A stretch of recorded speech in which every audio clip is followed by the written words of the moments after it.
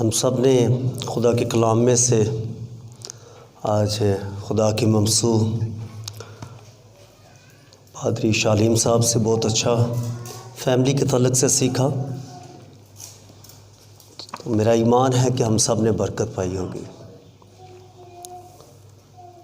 और कुछ बातें ऐसी थी वो जो शेयर कर रहे थे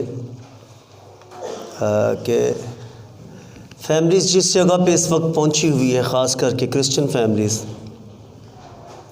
और अगर हमने होश के नाखून ना लिए तो आने वाले जो 20 साल हैं वो बड़े ख़तरनाक हैं।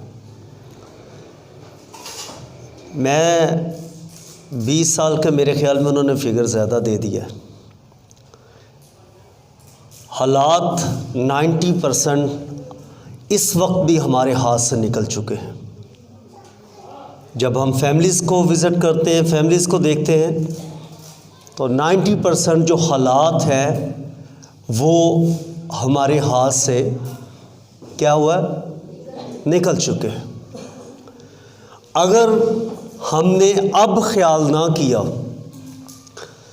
तो जो थोड़ा बहुत वक्त है हमारे पास, 20 साल के बाद हमारी नस्ल की आगे नस्ल होगी, लेकिन मेरे ख़्याल में जो हमारी अब नस्ल जवान हो रही है वो ही 95% हमारे कंट्रोल में नहीं है। इसके बहुत सारे वाक़यात हैं। तो बड़े अच्छे तरीके से उन्होंने थोड़ा सा हिलाने की कोशिश की है कि हम सोए हुए उठ जाएं। यहाँ पे इस वर्कशॉप का एक बड़ा ख़ास मतलब है, ख़ास मकसद है, जिसके तहत खुदा के ममसू पास्टर करामत साहब ने इसे ऑर्गेनाइज़ किया। जब पिछले साल इस पे बात हो रही थी तो वो जब बात इस पे कर रहे थे तो मुझे लग रहा था कि वो अपनी कलीसिया के लिए एक बड़ा बोझ रखते हैं, वो ख़ानदानों के लिए बड़ा बोझ रखते हैं। वो मुझे नहीं पता आपके साथ उन्होंने कुछ प्लानिंग शेयर की है कि नहीं, लेकिन अक्सर जो बात करते हैं वो इस इलाके के लिए, अपने चर्च के ख़ानदानों के लिए कुछ ना कुछ उनके पास प्लान है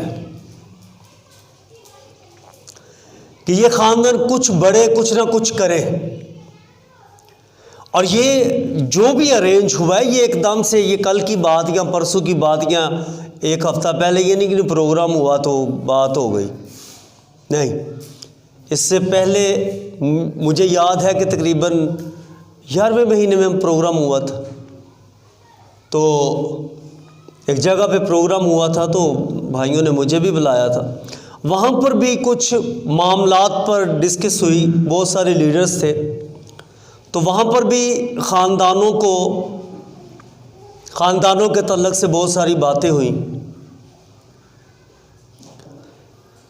तो एक ख़ास वजह है ख़ानदानों की बर्बाद होने में कि ख़ानदान जो हैं वो अपना किरदार खो बैठे। ख़ानदान ने क्या किया, अपना किरदार। ख़ानदान के पास मंसूबाबंदी नहीं, ख़ानदान के पास कोई ख़ास प्लानिंग नहीं, नज़र नहीं आती। मैं अक्सर बात करता हूँ ख़ानदान बनने से पहले की। जब ख़ानदान बनना होता है, जब किसी बेटे और बेटी की शादी करते हैं तो तब ख़ानदान बनते हैं। हमारे यहाँ सबसे बड़ी जो प्रॉब्लम है वो ये है कि हमें शादी के मतलब का ही नहीं पता। हमें पता ही नहीं शादी क्या है। हमें शादी का 1 से 2 मतलब का पता है। और मैं अक्सर एक बात पे बाप को ख़ास करके सामने लाता हूँ, माँ बाप को कहता हूँ, अक्सर माएँ बेटियों को फिर भी थोड़ा बहुत कुछ ना कुछ समझाती हैं शादी के तल्लुक़ से, लेकिन बेटे को कोई भी नहीं समझाता। जो नौजवान लड़का होता है उसकी कोई तरबियत नहीं, कोई काउंसलिंग नहीं है कि शादी कर क्यों रहा है। उसकी काउंसलिंग कौन करता है शादी के लिए? उसके दोस्त। और दोस्त भी वो वाले काउंसलिंग करते जिन्हों की अपनी शादी नहीं हुई होंगी। जिनकी अपनी शादी नहीं हुई वो उसकी काउंसलिंग करते हैं। लेकिन अगर शादी से पहले शादी के मकसद को समझा दिया जाए तो एक अच्छा ख़ानदान तैयार हो जाता है। हमें ना पहले पता है, पहले दौर में जब हम थे छोटे छोटे थे तब होता था वो नमाज़ां सीख लवो, निकाह दे टाइम फादर पूछते जे। कई लोग डर दी तौबा दा अमल, प्यार दा अमल, उम्मीद दा अमल, रसूलों दा कीदा सिख सुख लेंदे सन कि ना खुद निकाह ही ना हो। लेकिन आज के दौर में ऐसा नहीं। आज के दौर में तो कई बार पादरी साहब दूल्हे का नाम ही तब सुनते हैं जिदन उन्होंने पुकारा लिखनियां होंदियां। पता ही नहीं होंदा क्या विक्रम मसीह भी इन्हां दा मुंडा है, क्योंकि कभी गिरजे आया ही नहीं। जे घर जाओ तो उन्होंने घरों बाहर तुर जाना होंदा। ये प्रॉब्लम है। खुदा ने ख़ानदान को बहुत बड़ी अहमियत दी है। आदम अकेला था और खुदा ने कहा कि आदम का अकेला रहना, खुदा ने उसे एक ख़ानदान दिया। खुदा ने खुद उसे ख़ानदान मुहैया किया। इससे बड़ी क्या बात होगी। और जब खुदा ने आदम को ख़ानदान दिया तो उसे ख़ास एक काम भी दिया। ख़ानदान दे के एवं नहीं छोड़ देता, नहीं, काम दिया है। पहले जब आदम अकेला था तो खुदा उसके पास क्या लेकर आया? जानदार लाया। आदम ने उसके क्या रखे? नाम रखे। लेकिन जब जीवन साथी दिया तो फिर खुदा ने यह भी कहा कि तू बागबानी कर। तूने क्या करना है? फिर तेरा काम एक नहीं है, फिर तेरा काम क्या है? पूरे बाग की क्या करना है? बागबानी करनी। और सिर्फ उसी की बागबानी नहीं करनी बल्कि तूने अपनी बीवी की भी तरबियत करनी है।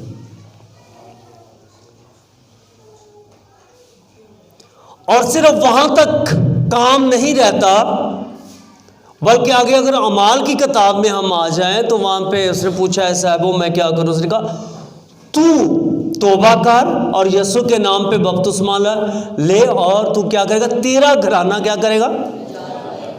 बपतिस्मा कौन ले? तौबा कौन करे? तू कर। घर के सरबराह की बात हो रही। तो उसके इस अमल से पूरे घराने को क्या होगा? ये मैंने सिर्फ एक मिसाल दी घर के सरबराह की। भाई साहब एक चीज को बयान कर रहे थे कि बीवियां जो हैं वो फिर भी चर्च में आती हैं, शौहर चर्च में नहीं आते।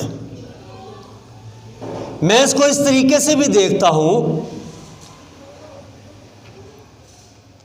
क्योंकि मुझे जो मेरे पास मजमून है वो है कि ख़ानदान का चर्च में क्या किरदार है कि कलीसिया जो है वो मजबूत हो।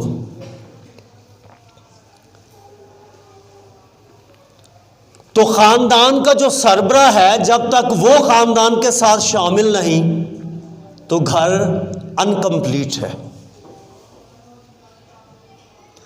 आपके ख़ानदान के बहुत सारे फैसले आपके घर का सरबराह करता है। सारी औलाद एक साइड पर बैठी है, बीवी एक साइड पर है, फैसले का टाइम आया तो क्या करेंगे? सब किससे मशवरा करेंगे? को बात होती ख़ास फैसला होता है तो किससे? सरबराह कौन है? शौहर। उसके सर पे बहुत बड़ी और अहम जिम्मेदारियां आती हैं। खुदा की बरकत को रिसीव करने के लिए भी खानदान का जो सरबरा है उसका अहम किरदार है।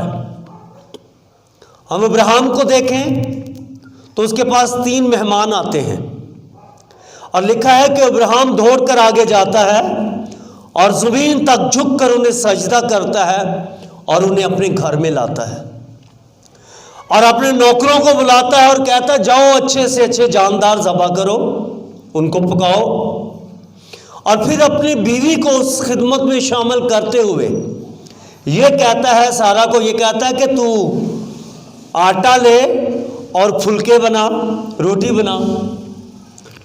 वो पूरा खानदान, उनके नौकर, उसकी बीवी, सब इस खिदमत में शामिल होते हैं और उनकी मेहमान नवाजी करते हैं। और जाते हुए वो अब्राहम को बरकत देकर जाते हैं कि आने वाले साल में क्या होगा तेरे घर पे। और अम्मा सारा साइड पर, खैमे की दूसरी साइड पर होती है और वो हंसती है और उसने फौरन कहा कि तेरी बीवी हंसी। तो अम्मा सारा ने कहा कि नहीं, मैं नहीं हंसी। वो जो मेहमान हैं, वो जो फरिश्ते हैं, वो मुखातब किससे हैं? अब्राहम से। वो अब्राहम से मुखातिब है और अब्राहम आगे अपने खानदान से मुखातिब है। और मैंने ये देखा कि खुदा का एक तरीकाकार है कि खुदा हमेशा खानदान का जो लीडर होता है, खुदा उसके वसीला से आगे औलाद में बरकत को मुंतकिल करता है। और लिखा भी है खुदा के कलाम में, खतूत में देखें तो लिखा है कि जैसे मसीह को क्या है, कलीसिया का सर है, एक बीवी का सर जो है उसका, और शौहर का सर, और मसीह का सर खुदा। इसी तरीके से जो ख़ानदान का सरबरा है, शौहर है, उसका बड़ा अहम किरदार है। फिर हम थोड़ा सा आगे देखें तो लूत को देखते हैं कि जब वो लूत के पास जाते हैं तो लिखा लूत भी ऐसे दौड़ कर जाता है और ज़मीन तक सजदा करता है, उनको मिलता है और घर पर लेके आता है। और तब भी जो बातचीत होती है वो लूत के साथ होती है। मैं कभी कभी सोचता हूँ, ज़रूरी नहीं खुदा औरतों से भी मुखातिब है। मकदसा मरियम से फरिश्ते ने कलाम किया, लेकिन कंडीशन देखी जाती है। जहाँ पे यूहन्ना ने पैदा होना था वहाँ पे भी ज़िक्रिया के साथ कलाम हुआ। घर का जो सरबरा है, ये ख़ानदानी बात थी, वो एक अलग बात थी। जब ख़ानदान की बरकत और ख़ानदान के तल्लक से बात होती है तो खुदा ज़्यादातर ख़ानदान के सरबरा को देखता है। इसलिए ख़ानदान के सरबरा का बड़ा अहम किरदार है। अगर सरबरा मसीह में कायम है तो पूरा ख़ानदान कायम है। लेकिन आज कहीं ना कहीं हमारे यहाँ यही प्रॉब्लम है, यही कमज़ोरी है कि हमारे यहाँ बीवियाँ बच्चे तो चर्च में जाते हैं, लेकिन घर का जो सरबरा है उसका चर्च के साथ दूर दूर तक कोई तल्लक नहीं। वो हमें ईस्टर और क्रिसमस पे चर्च में नज़र आता है, या फिर वो बच्चों को हदिया दे देता कि आलो मेरे से दबी पा दो, क्योंकि खुदा ने ना पैसे की सिर्फ ज़रूरत से। क्या ख्याल है? मसीह घर के बगैर मसीह कलीसिया जो है वो फल नहीं ला सकती। मसीह घराने के बगैर मसीह कलीसिया जो है वो तरक्की नहीं कर सकती, वो बढ़ नहीं सकती। मसीह घर जो है वो कलीसिया की रीढ़ की हड्डी है। मसीह घर को क्या है? जो चर्च है, ये कलीसिया है, ये एक चर्च है, इसकी रीढ़ की क्या है? एक जो फैमिली है, जो मसीह फैमिली है, वो इसकी रीढ़ की हड्डी है। एक खानदान के वसीला से बहुत सारे काम होते हैं। अगर एक ईमानदार खानदान चर्च में मौजूद है तो उसके वसीला से आगे बहुत सारे खानदान जो हैं कि वो मजबूत होते हैं, वो बढ़ते हैं, तरक्की करते हैं। क्योंकि हमारा जो इश्तिहार है उसके ऊपर क्या लिखा है, आज का जो वर्कशॉप है क्या नाम है उसका? Family to family discipleship. एक फैमिली दूसरी फैमिली को शागिर्दियत में ला सकती है, लाती है, और ये उसका फर्ज है कि वो लाए। अगर एक फैमिली ऐसा नहीं करती तो रीढ़ की हड्डी कमजोर है। फिर रीढ़ की हड्डी क्या है? आप अच्छी चीजों में उन लोगों को शामिल करते हैं कि जो आप जिनसे मोहब्बत रखते हैं। आपके घर में अच्छा को खाना पका हो, आपके बच्चे घर में ना हो, तो आप उनके लिए क्या करते हैं? अलग से रख लेते हैं। क्यों रखते हैं? क्यों रखते हैं जी? उनको शामिल करने के लिए। और वो एक अच्छी चीज है जिससे दूसरा भी फायदा उठाए। अगर एक जगह से कहीं से कुछ मिल रहा हो, 10,000 रुपये ऐसे मिल रहे हो, भाई आए फैमिली का नाम लिखवाएं, ले जाएं, तो आपको मिल गया, आप लाकर क्या करेंगे? खामोशी से बैठ जाएंगे। बल्कि आप क्या करेंगे? दूसरों को, सबको नहीं शामिल करेंगे। आप किसको शामिल करेंगे? दूसरे को कोई भी नहीं करता। खास आप सबसे पहले आकर किसको करेंगे? घर में से किसी को, बहन भाइयों में से किसी को, और उसके बाद किसी पड़ोसी को, और उसके बाद जब देखेंगे कि भी उससे भी बढ़कर है तो फिर आप किसी और को बुला लेंगे, चलो ओदा भी भला हो जाए। क्यों ऐसा किया आपने? क्योंकि एक चीज मुफ्त में मिल रही है, और वो चीज जब मुफ्त में मिलती है तो आपकी कोशिश है कि अगर मुझे मिली है तो वो शख्स तो बांट रहा है, उसके पास वफ्र मकदार में है, तो चलो ये साथ वाले का भी भला हो जाए, फिर जो आपका खास है उसका भी भला हो जाए, फिर जो थोड़ा सा कम खास है उसका भला हो जाए, फिर कोशिश नहीं चले गरीब है तो तरस खा लिया एंड चे ये कुछ भी नहीं चले देता, ये भी भला यार तू भी चला जाओ तो मिलन दिया, चल जा तू भी लाया कुछ। ऐसा करते हैं ना, करेंगे भी। तो क्या अगर आपका चर्च आपको अच्छी खुराक देता है, आपका चर्च आपको अच्छे मैसेज देता है, आपका चर्च, आपका खादम आपके लिए अच्छी रूहानी खुराक का बंदोबस्त करता है, तो क्या हमें दूसरों पे तरस आता है, दूसरों का एहसास है? क्या हम उनको भी इस अच्छे मैसेज की जगह पर, अच्छी वर्शिप की जगह पर लेकर आए ताकि वो भी हलाक ना हो बल्कि क्या करें? बच जाए। मैं बच गई हूं, मैं बच गया हूं, तो वो भी बच जाए। तो फिर हमारा फर्ज तो बनता है। क्या ख्याल? लेकिन ये कब बनेगा? जब हमें दूसरों पे तरस आएगा। खानदान एक चर्च में नमक की मानत है।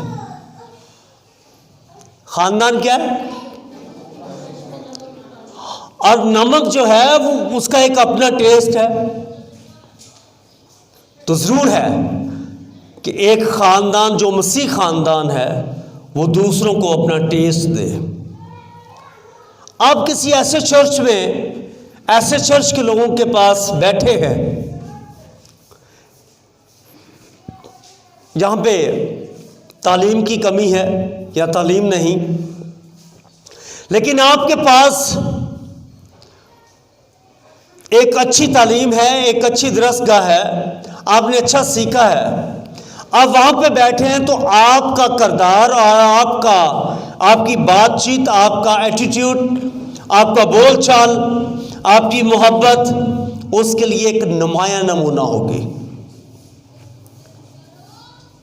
जिससे वो मुतासर होगा कि ये किसी अच्छी जगह पे जाने वाले शख्स हैं।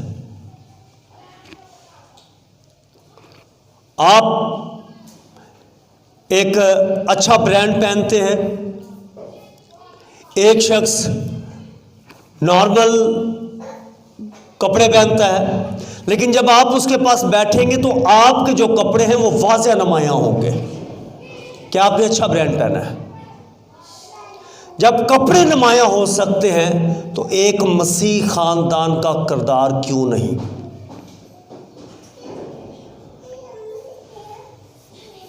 आपका आपके चर्च में बहुत बड़ा रोल है। आपका मसीह घर में जो वालिदैन होते हैं, माँ बाप होते हैं, वो मसीह की मोहब्बत में बांधे हुए होते हैं। वहां बच्चों को पाक कलाम की तालीम दी जाती है। क्या किया जाता है? बच्चों को,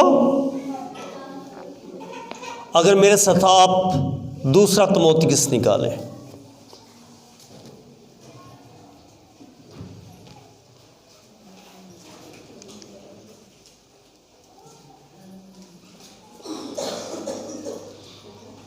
उसका पहला बाब, दूसरा तीमुथियुस उसका पहला बाब,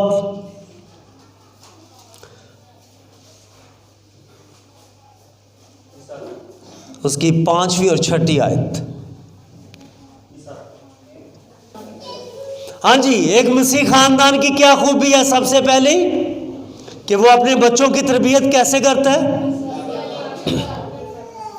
और सिर्फ वहां तक की हद तक नहीं, और ये जो अच्छी बात है ये नस्लदार नस्ल चलती है। जैसा यहां पर हमने देखा कि पौलुस रसूल तीमुथियुस को उसकी माँ और उसकी नानी के तल्लक से तुम बात करते हुए मुखातिब करता है। जो ईमान कौन रखता है? तेरी माँ और तेरी माँ और तेरी। जो बात खानदान में एक आदतन बन जाती है, वो आदत जो है वो नस्लदार नस्ल इंसान में चलती है। आप अगर अपने खानदान में अच्छी आदत अपनाएंगे तो वो आदत आपके बच्चों में मुंतकिल होगी, बल्कि वहां तक नहीं, उनके बच्चों में वो जाएगी। और अगर आप कुछ नेगेटिव चीजों को अपने खानदान में लाते हैं तो वो नस्लदार नस्ल आगे चलती है। यहां पे हमने देखा, उसने कहा जो ईमान तुझे कहां से मिला? तेरी मां से। और तेरी मां को कहां से मिला? नानी से। यानी वो खानदान जो है वो शुरू से खुदा को मानने वाला, खुदा के अहकामात के मुताबिक अपने बच्चों की तरबियत करने वाला और खुदा के साथ साथ चलने वाला खानदान था। इसीलिए वहां से एक लीडर पैदा हुआ जिसे तीमुथियुस कहते हैं।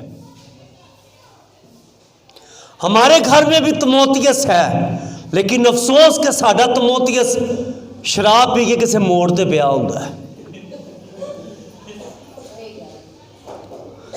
साडे तीमुथियुस नूं राह च डॉल्फिन वाले रोकते हैं, पुछते हैं नाम की है? तीमुथियुस। तो जो तलैशी लेंदे ने एड्डी एड्डियां टुकड़ियां चरस दियां निकलदियां ने। साडे तीमुथियुस ने कभी गिरजे का मुंह नहीं वेख्या।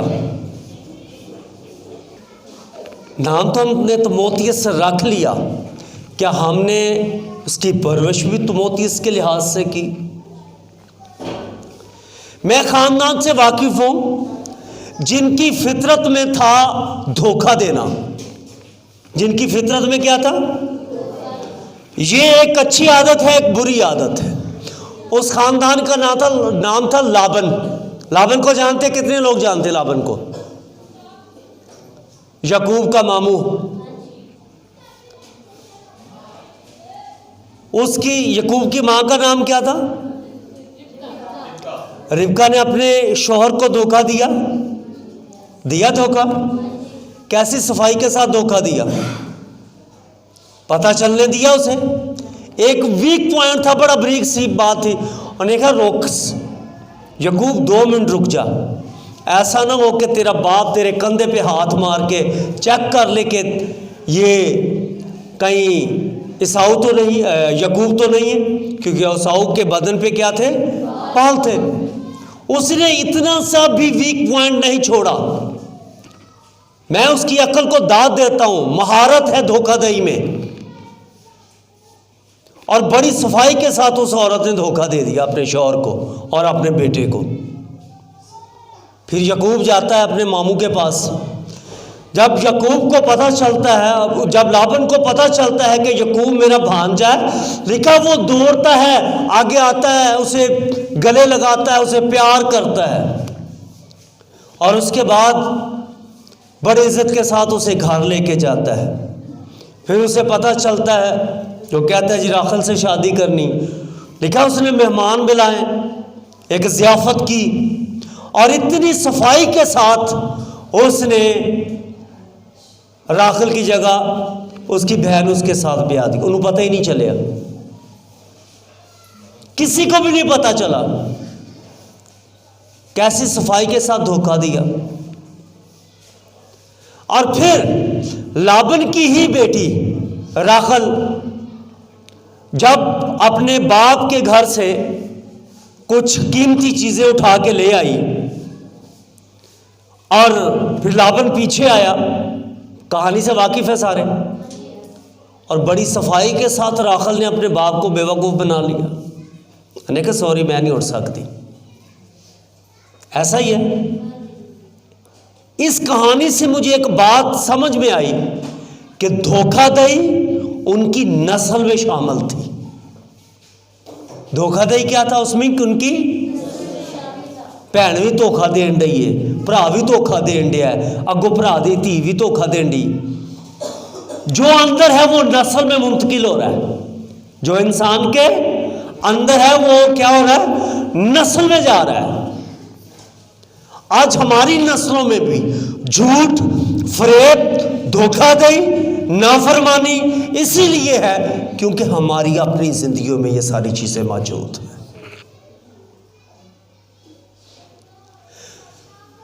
जहां पे इस कलाम को होना चाहिए था वहां पे दुनियादारी की चीजें हम में मौजूद हैं। बाप अपनी बीवी के साथ सच्चा नहीं, बीवी अपने शौहर के साथ सच्ची नहीं, क्या उम्मीद रखते हैं कि औलाद आपके साथ सच्ची हो सकती? जब हम एक दूसरे के साथ मुंसलिक नहीं, हम एक दूसरे के साथ वफादार नहीं, हम बहुत सारी बातें एक दूसरे से छुपाते हैं, तो फिर किस तरह से ये उम्मीद करेंगे कि हमारी औलाद बेहतर?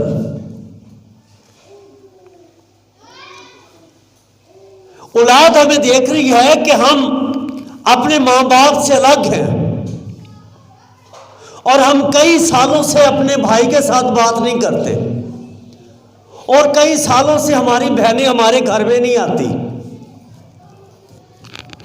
औलाद सब कुछ देख रही है।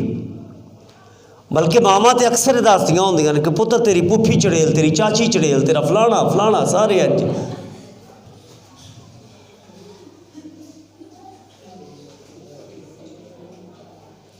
वो तो ये सब कुछ बच्चा सब कुछ सीख रहा है ना, सब कुछ सुन रहा है।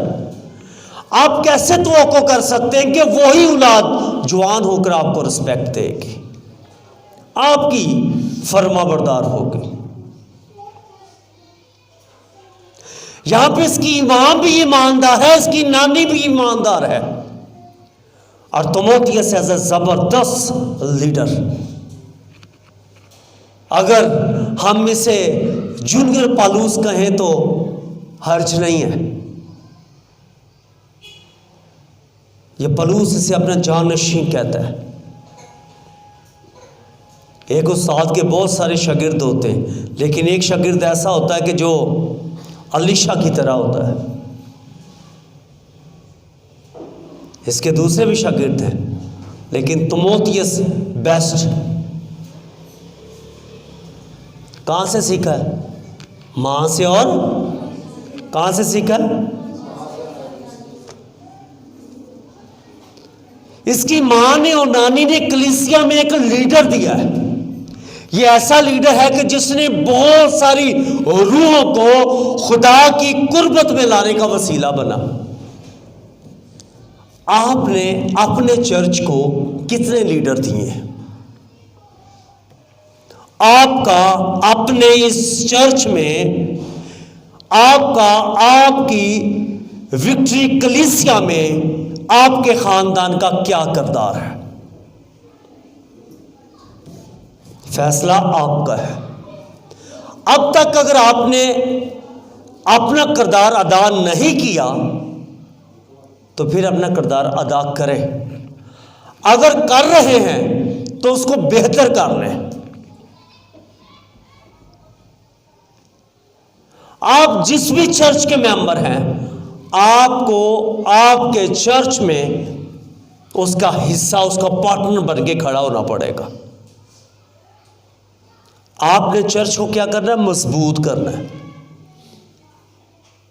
हमने क्या करना है? चर्च को कैसे मजबूत करना है? पैसे दे के नहीं, वो एक अलग चीज है। आपने, आपकी औलाद इस चर्च में आने वाले वक्त में पासबान हो सकती है। आपकी औलाद इस चर्च के लिए एज ए मिशनरी हो सकती है। आपकी औलाद इस चर्च के लिए एज ए मुबश्शिर हो सकती है।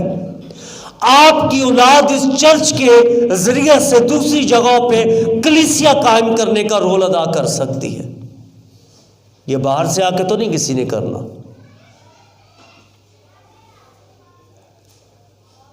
किसने करना है? किसने करना है? कि पादरी साहब ने छाड़ दिए। खानदान के पास बहुत सारे ऑप्शन हैं। आपके पास एक और ऑप्शन है। आप उस तरीके से भी, हम एक और फैमिली को देखेंगे।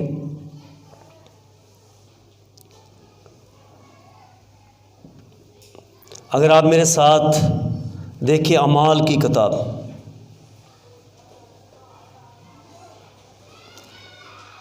उसका 18वां बाब,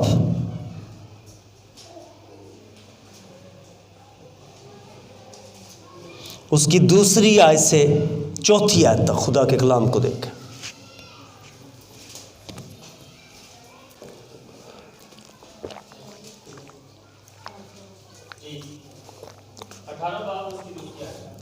दूसरी से जी। और वहां उसको अकुला नाम एक यहूदी मिला जो 35 की पैदाइश था और अपनी बीवी परसिकला समेत अतालिया से नया नया आया था, क्योंकि क्लोदिस ने हुक्म दिया था कि सब यहूदी रोमा से निकल जाएं। बस वो उनके पास गया और चूंकि उनका हमपेशा था उसके साथ रहा और वो काम करने लगे।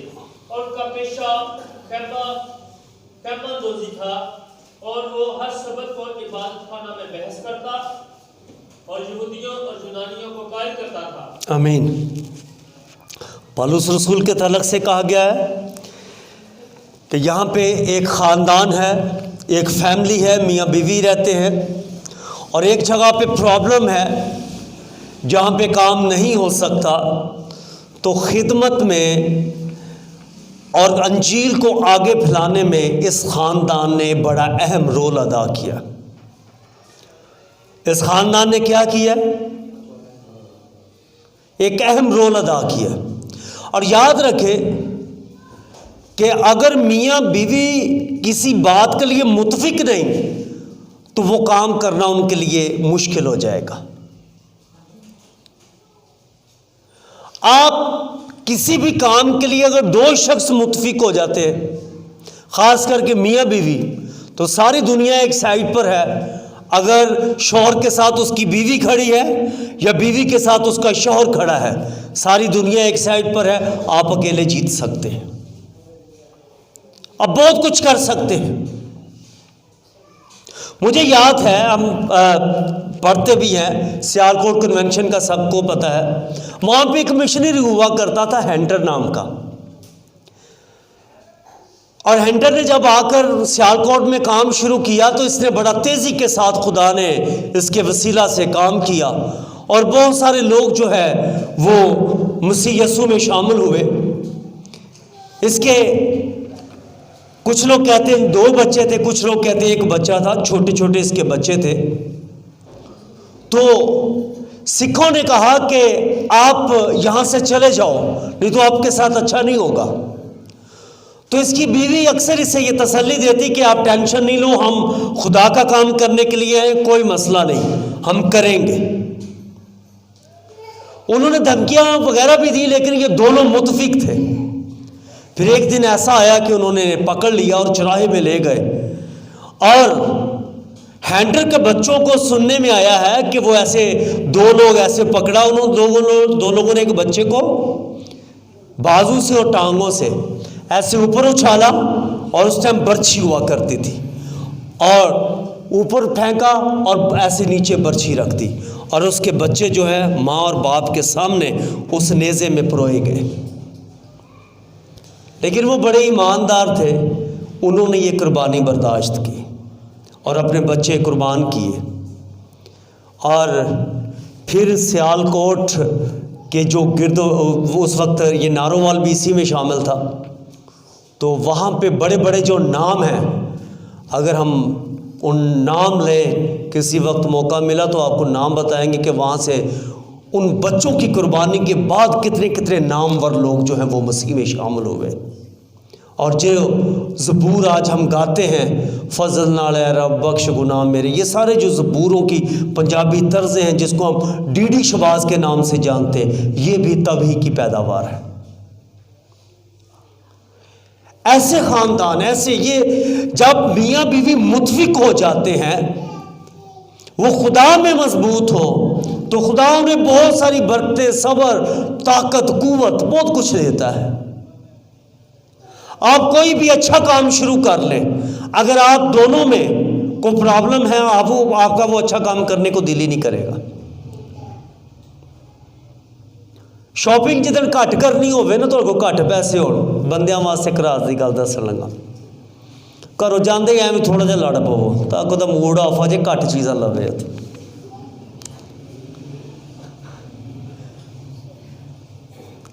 एक आपका प्रैक्टिकल भी हो जाएगा, फिर मज़ा नहीं आता शॉपिंग में। होता है ऐसा, दसते तो वो सच्चियां गल्लां होंदियां ने, कदी कदी क्लीयर कर दिंदा बंदा।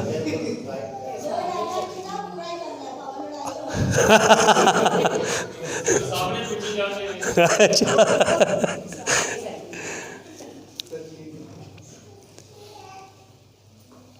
ज़रूर है ये मियाँ बीवी मुतफिक है। पौलुस रसूल का पता है वो क्या करता है, ये उसको क्या फेवर दे रहे हैं कि वो इनके पास रह रहा है। यहाँ पे मियाँ बीवी ख़ानदान क्या कर रहा है, कलीसिया की तरक्की के लिए क्या काम कर रहा है कि उसने एक खादम को सपोर्ट कर रहा है, और उसकी वक्ती तौर पे जो सपोर्ट है वो क्या है, उसको क्या चाहिए, रहाइश चाहिए। आज के खादम को रहाइश नहीं चाहिए, आज के खादम को आपकी दुआओं की भी ज़रूरत हो सकती है। आपके एक वक्त में वो काम नहीं कर रहा, वो कहीं पर आपको भेजना चाहता है, इस चीज़ की भी ज़रूरत हो सकती है। आज के खादम को आज के वक्त के हिसाब से नीड की ज़रूरत है।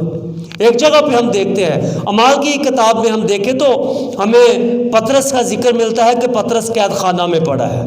सारे इस कहानी से वाकिफ़ होंगे कि पतरस क्या कहाँ पर है, कैद खाना में है। ये हमें अमाल की किताब उसके 12वें बाब में इसका जिक्र मिलता है, और लिखा है कि वहाँ पे मरियम के घर पे जो यूहन्ना मरकस के माँ थी, उसके घर पे सब लोग जमा हैं, और वहाँ पे क्या कर रहे हैं, दुआ कर रहे हैं। वहाँ पे क्या कर रहे हैं, ये खानदान की सूरत में सब ईमानदार मुतफिक है। आज हमारे यहाँ भी, हम भी ख़ानदान की सूरत में जब मुतफिक होते हैं तो हमारे यहाँ भी ये प्रॉब्लम हो जाती है कि असी दूसरों पे हम तनकीद शुरू कर देते हैं, हम नंबरबाजी की गेम के चक्कर में पड़ जाते हैं। एल्डर को शिकायत होती है डीकन से, डीकन को शिकायत होती है मुबशर से, मुबशर को शिकायत सबसे होती है, क्योंकि उन्हें कुछ करना ही नहीं होता। वो इन्ने च खुश है मैं मुबशर हाँ, तो एल्डर इन्ने च कि मैं बजुर्ग हाँ, तो डीकन आंदा मैं नौकर हाँ कि मैं ही करी जावां। तो सारे मसले जाके किते कोल जांदे ने, तो पादरी साहब फिर जो कुछ वो सोचते हैं तो पादरी साहब आप ही दसणगे। हम खानदान हैं, हम क्या है, हम खानदान हैं। हम एक वो खानदान है जो अपने घर में है, एक हम वो खानदान है जो हम सबको एक खानदान खुदा ने अता किया, और उसने हमें अपने बेटे यसु के खून से खरीद कर खुदा के बेटे और बेटियां बनाया, और हम सब बहन भाई हुए। इस हिसाब से हम सब एक ख़ानदान हुए, और हम सब का एक ही मकसद है कि रूहें क्या है, बच जाए। याद रखें कि ख़ानदान सबसे पुराना इंसानी अदारा है। कौमों और हुकूमतों के बनने से पहले ख़ानदान बने थे। माशरे में किसी भी और जगह की निस्बत घर ही वो जगह है जहां किरदार और कदरों की तामीर होती है। घर मोहब्बत और तहफ़्फ़ुज़ की जगह है, मगर घर में ऐसे मसले पैदा हो सकते हैं जो तकलीफ़ और दुख का बायस बनते हैं, और उसका ज़िम्मेदार भी ख़ानदान खुद होता है। अगर आप तमोथियस की माँ और नानी का किरदार अदा करेंगे, आपके घर में तमोथियस पैदा होगा। आप लाबन का किरदार अदा करेंगे, आपके घर राखल पैदा होगी।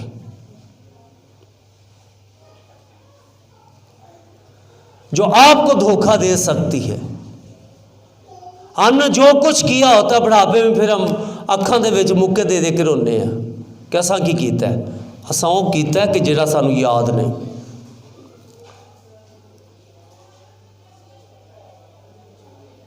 मैं अक्सर ये कहता हूं कि आप अमरूद का पौधा लगाएं, यकीन मनो तो कभी केले नहीं लगणगे। जे किते लगे वेखे जे तो दस दिओ मैनूं, उसमें अमरूद ही लगेंगे, बेशक काणे लगन, अमरूद ही। आपने जो बोना है वो काटना है। आप चर्च नहीं जाते, आपके बच्चे भी नहीं जाते। आप घर में दुआ नहीं करते, आपने बाइबल मुकद्दस को तरजीह नहीं दी, आपके बच्चे भी नहीं देंगे। जिस रिश्ते को आप तरजीह देंगे, आपके बच्चे उसी को तरजीह देंगे। जो कुछ आप करेंगे, आपके बच्चे वो करेंगे। अगर बाप आता है चर्च में, तो उसकी औलाद भी चर्च में आएगी। बाप ने कहा, आजकल ये जो वाजा है, ये बड़ा ख़तरनाक है। ये हमें एक वक्त में भी हमारे 15-20 मिनट ले जाता है। थोड़ा जा एक बारी तो टून होने की देर है, तो 15-20 मिनट साढ़े गए, क्योंकि सिर्फ असी वो हद तक तो नहीं ना रहना। फिर असी नाल ही फेसबुक खोल लैनी, या वट्सअप खोल लेना, या कोई होर असी इंस्टाग्राम से चले जावांगे। कुछ ना कुछ किन्ने सारे तो ऑप्शन ने, किते ना किते तो कुछ आया होंदा है। वो वेंदा जे चलो किसी ने कोई अच्छी तस्वीर, पास्टर अमर साहब की तस्वीर तो कमेंट्स करना है, मैं करांगा तो वो करेगा ना। भाई साहब व्हाट्सएप पे जो स्टेटस को जो लाजमी देखते हैं, स्टेटस जो है वो लाजमी देखते हैं हर शख्स। हाँ सर, उन जो ना गल करो ना करो, स्टेटस वो वेखना होंदा ने कि लाया कि, जे कोई चंगा लगे तो फिर चोरी भी करके आप लाना होंदा है। आपका बहुत बड़ा किरदार है इस चर्च के लिए। आप अपने चर्च के लिए कुछ न कुछ करें। आप अपने चर्च को तमोथियस से अपनी सूरत में, अपनी औलाद की सूरत में, आप जब तक चर्च के साथ एक जिम्मेदारी के साथ नहीं खड़े होंगे, चर्च तरक्की नहीं करेगा। अगर आप चाहते हैं कि आपका ये चर्च तरक्की करे, इस चर्च में से आगे चर्च निकले, तो आपको इसमें खुद दूसरी फैमिलीज के पास जाना होगा, अपनी औलाद को तैयार करना होगा और एक नुमायां किरदार अदा करना होगा। और मैं फिर पास्टर शालीम साहब की बात को दोहराते हुए ये कहूँगा कि अगर अब भी हमने, जैसे हम पिछली वक्त में टाइम में सुनते सुनते सुन होकर ज़िंदगी को बसर किए जा रहे हैं, इसी तरीके से करते जाएंगे तो मत उम्मीद रखें कि आगे हमारी औलाद क्या करेगी। अच्छे की उम्मीद मत रखें। हम खोखली ज़िंदगी गुजार रहे हैं। कौन सी? जो ऊपर से बहुत अच्छी है। आप भी पूछ लें, भाई साहब सलाम भाई जी क्या हाल है? शुक्र शुक्र खुदावंद दा, बड़ा खुदावंद दा शुक्र है। लेकिन थोड़ी देर तो बाद जिक्र तो थोड़ा जा खोल जाओ, भाई जी की करिए, आइदे देने ने, आ करना है, आ बीमार जे, इत्थे आ हो गया, आ चढ़ गया, आ लथ गया, महंगाई, जिंदगी के सारे रोने साड़ी जिंदगी दे विच पे। लेकिन वक्ती तौर पे हमने क्या है, खास उसी तरह जैसे एक शख्स बेड पे पड़ा है हॉस्पिटल में, उन्हें पूछो, पता करन चले जाओ की होया, कुछ नहीं तो दस इतने कर ली पे होया कुछ भी नहीं, तो फिर इतने कर ली बैठा मामू। फिर उन्हें थोड़ी देर तो बाद दसना है गुर्दे फेल हो गए ने, शुगर हाई हो गई है, बीपी लो हो गया वे, गोडे काम नहीं के कर दे, अखा कमजोर हो गई। फिर उन्हें जिसम का कोई हिस्सा नहीं जितों बीमारी नहीं कढ़नी, तो थोड़ी देर पहला कहना कुछ भी नहीं होया। यही साडा हाल है, साड़ी जिंदगी, हकीकी जिंदगी भी हमारी ऐसी। हम देखने को वो लगा के आ जाते, हम बड़े खूबसूरत नजर आते, हम तैयार हो जाते, लेकिन हमारे अंदर की जो शादमानी है वो बिल्कुल ख़त्म हो चुकी है। हमारे अंदर कुछ भी नहीं। हमारे अंदर शादमानी इसलिए नहीं कि हमारे अंदर ये कलाम नहीं, ना ये कलाम है, ना शादमानी है, ना तसल्ली है। हम हर इतवार को यहाँ पे खड़े होते, भाई साहब दुआ करो मैं ठीक हो जा। हर इतवार को गवाही भी देते हैं, हर इतवार को असी बीमार भी होने हैं, क्योंकि ना ईमान की पुख्तगी है, ना कलाम है, और ना हमारा कोई बिब्लिकल चर्च में रोल है। अगर आप एक रोल मॉडल बनना चाहते हैं तो अपने गोल को दुरुस्त कर लें। अगर अच्छा रोल अदा करना चाहते तो क्या करना पड़ेगा? अच्छा गोल सिलेक्ट करना पड़ेगा। जरूरत इसी बात की है खानदानों में। आज का जो सारे इस प्रोग्राम का मकसद भी ये है कि हम किसी ना किसी तरीके से जाग जाएं। एक खानदान एक कबीले को बचाने की पावर रखता है।